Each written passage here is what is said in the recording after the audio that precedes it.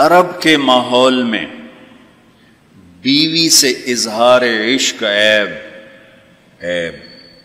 معشوق سے اظہار عشق فخر۔ میری بات سمجھ میں آ رہی؟ بیوی سے محبت کا اظہار عیب تھا، رن مرید زن مرید، تو ہمارے ہاں بھی ہے، اور معشوق سے عشق یہ ایک فخر کی بات تھی۔ یہ چند شعر سناتا ہوں۔ هل تبکین لیلا اذا مت قبلها وقام على قبر النساء النوائح۔ لیلا کے لیے اس کا مجنون، ہم تو مجنون کہتے ہیں، اس کا نام تھا توبہ، توبۃ ابن السم الخفاجی، عراق کا قبیلہ تھا۔ خفاج مکے میں آباد ہے اب بھی، نام آیا نا لیلا کا۔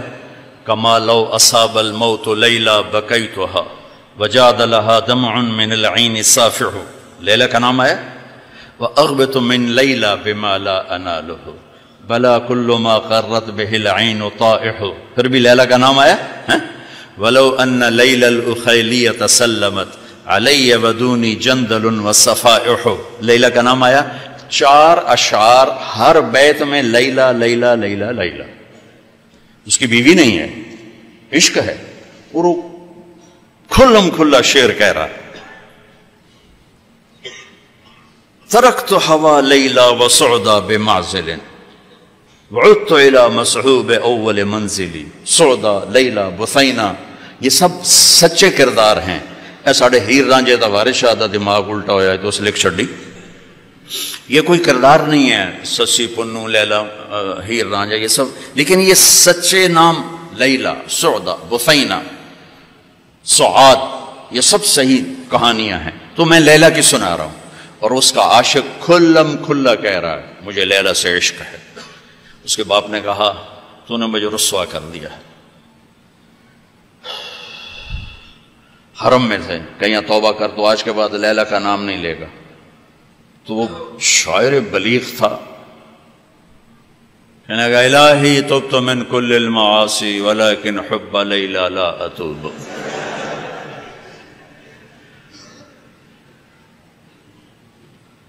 اللہم لا تسلبنی حبها ابدا ویرحم اللہ عبدا قال آمین۔ یہ 2 شعر پڑھ کے ابے کو سنا دیا کہ یا اللہ ہر گناہ سے توبہ، لیلا کی محبت سے نہیں، جو میری دعا پہ آمین کہے اس کا بھی بھلا کر دے۔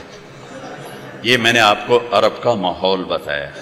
اس ماحول میں کسی کا کہنا مجھے بیوی سے پیار ہے جگر گردے کا کام۔ یہ بات سمجھ میں آ گئی؟ اب سنو، مسجد میں محفل ہے اور میرے نبی سے ایک شخص پوچھتا ہے یا رسول اللہ من احب الناس الیک، آپ کو سب سے زیادہ کس سے پیار ہے؟ اور یہ کان میں نہیں ہو رہی بات، کھلا سوال ہے، کھلی مجلس ہے، اور آپ کھل کے فرماتے ہیں عائشہ سے، عائشہ سے۔ وہ تو سائل بھی ہل گیا، سننے والے بھی ہل گئے، بھی ایک ہی بڑی۔ اس نے جلدی سے سوال بدلا، یا رسول اللہ میرا مطلب ہے کہ مردوں میں سے کون پیارا ہے؟ تو آپ نے نبض اس کی دیکھ لی، تو اب آپ نے کہنا تھا ابو بکر سے، تو آپ نے کہا عائشہ کے ابا سے، ابوہا عائشہ کے ابا سے۔ میرے بچوں، میرے محترم اساتذہ و مفتیان، یہ زندگی پڑھانے کی ہے جو ان کے کام آئے گی۔ انشاءاللہ رفع یدین کرنے والی بھی جنت میں جائیں گے، نہ کرنے والی بھی جائیں گے، اگر کبائر سے اجتناب ہے، محرمات سے اجتناب ہے تو اونچی آمین کہنے والی بھی جائیں گے، پست آمین کہنے والی بھی جائیں گے۔ یہ تو مختلف ہی چیزوں میں جنت جہنم کا پھر معیار نہیں رہ جاتا، پھر اولا غیر اولا کا معیار رہ جاتا ہے۔ لیکن جو چیزیں میں آپ کو زندگی کی بتا رہا ہوں، ان پر جنت اور جہنم کے فیصلے ہونے والے ہیں۔ تو اپنے گھروں کو اگر آباد کرنا ہے تو اپنے نبی والے خوبصورت اخلاق اپناؤ، جس سے میرا گھر آباد ہوگا، آپ کے گھر آباد ہوں گے۔ ایک آیت سنا دیتا ہوں جس میں پوری زندگی موجود ہے۔ ہن لباس لکم وانتم لباس لہن، تمہاری بیوی تیرا لباس ہے۔ یہ اس سے تشبیہ ہے. آپ کا کیا خیال ہے؟ میں ابھی کپڑے بدل کر آیا ہوں, اس پر میں چائے گراؤں گا, خود سالن گراؤں گا؟ بلکہ وہ ضیافت جب کپڑے پہنے ہو نا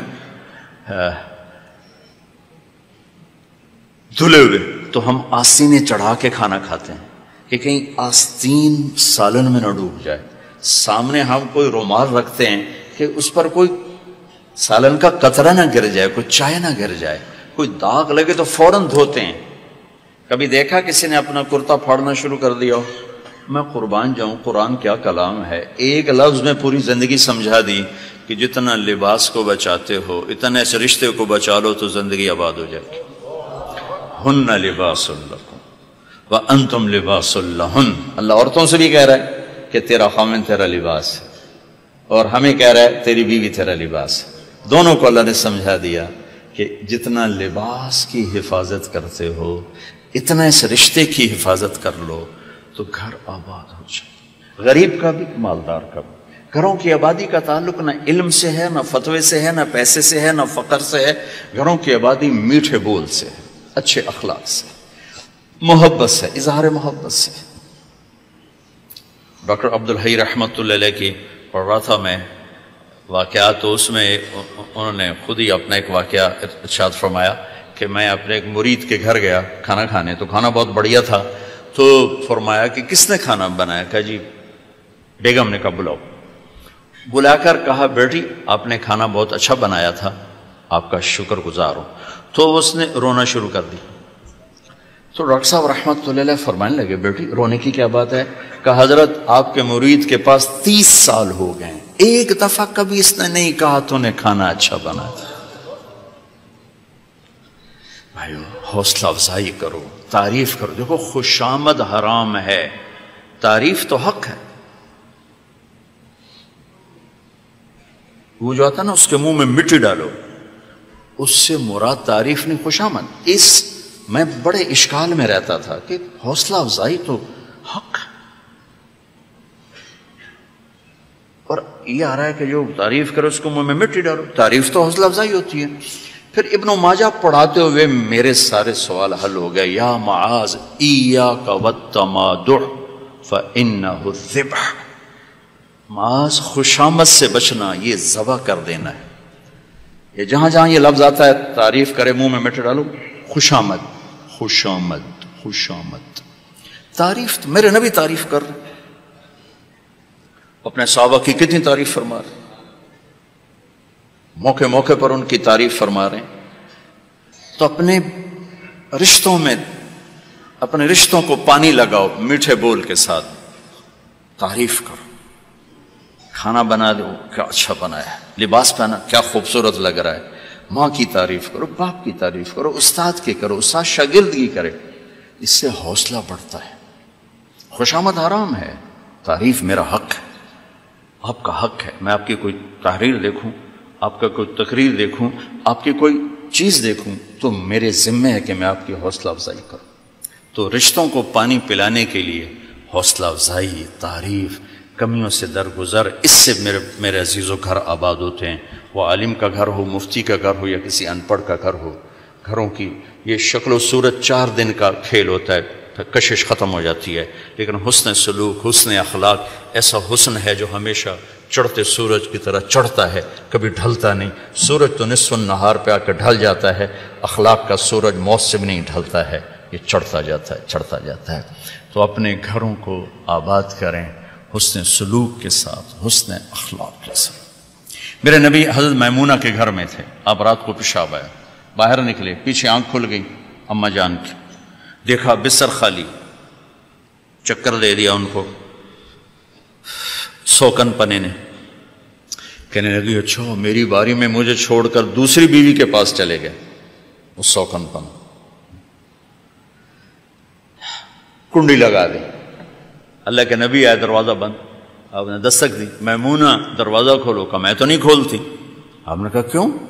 کہا مجھے چھوڑ کے دوسری بیوی کے پاس چلے گئے. کہا اللہ کی بندی انی حاقن, حاقن کہتے ہیں زور سے پیشاب آیا. کہا مجھے پیشاب آیا تھا بڑے زور کا. کہا کوئی پیشاب نہیں, مجھے پتا ہے آپ کہاں گئے ہیں. وہ حضرت عائشہ پیشاب ہو رہا تھا. تو آپ نے کہا اب میمونہ انا رسول اللہ، میں اللہ کا رسول ہوں، صرف تیرا خاوند نہیں ہوں، میں کیسے خیانت کر سکتا ہوں؟ پھر ان کو کرنٹ لگا، ہوئی پہلے وہ سوکن پن آئے گا تھا، سوکن، کن کسے کہتے ہیں؟ لوہے کو تیز کرتے ہوئے، دھار بناتے ہوئے جو چھوٹے چھوٹے ذرات اڑتے ہیں نا، ذرات، اس کو کن کہتے ہیں۔ آنکھ میں پڑ جائے نا تو آنکھ آدمی تڑپ جاتا ہے، تو جس کی آنکھ میں 100 ذرے پڑ جائیں اس کا کیا حال ہوگا؟ یہ ہے 100 کن، 100 کن اس سے ہے کہ آنکھوں میں 100 ذرے پڑ گئے، بشر ہے۔ تو انہوں نے کہا، آپ نے کہا میں اللہ کا رسول ہوں، میں خیانت کر سکتا ہوں؟ پھر تو جا کے نا دروازہ کھولا ڈرتے ڈرتے، تو اللہ کے نبی مسکراتے ہوئے آئے اور آ کر اپنے چارپائی پہ بیٹھ، ایک لفظ ایک لفظ۔ میرا عزیزو، یہ میرے نبی کی خوبصورت زندگی ہے جس میں یہ سارے دروس موجود ہیں۔ زندگی کو حسین بنانے کے لیے پیسہ نہیں چاہیے، اخلاق چاہیے، شکل صورت بھی نہیں چاہیے، اخلاق چاہیے، اچھے اخلاق، میٹھا بول،